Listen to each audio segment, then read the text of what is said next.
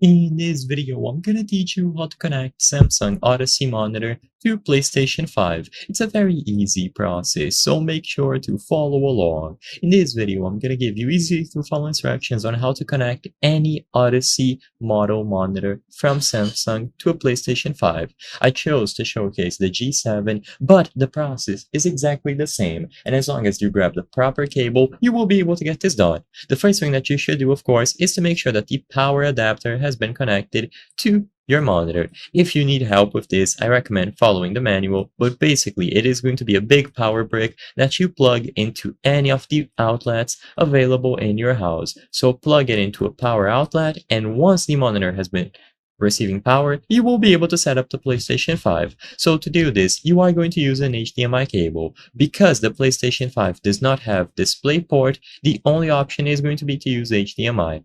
If you look at the back of any Samsung Odyssey monitor, you will find HDMI in ports. These are going to be the ports that we will be using to set up the PlayStation 5 alongside the monitor.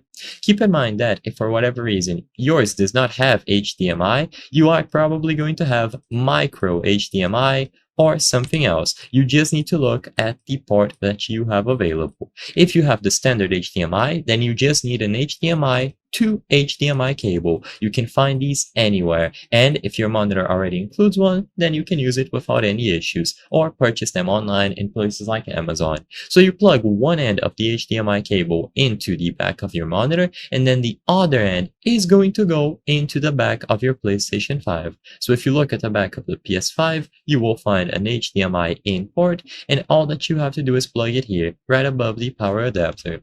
So once you have established this connection between the PlayStation 5 and the Odyssey monitor that you are trying to use, you will be able to power on your PlayStation 5, power on the monitor, and then change the source of the monitor while it is powered on into HDMI. Immediately going into the HDMI source, you will be able to see your PlayStation 5 screen and you are ready to play.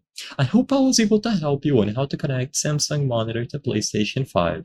If this video helped you, please be sure to leave a like and subscribe for more very easy tips. Thank you for watching.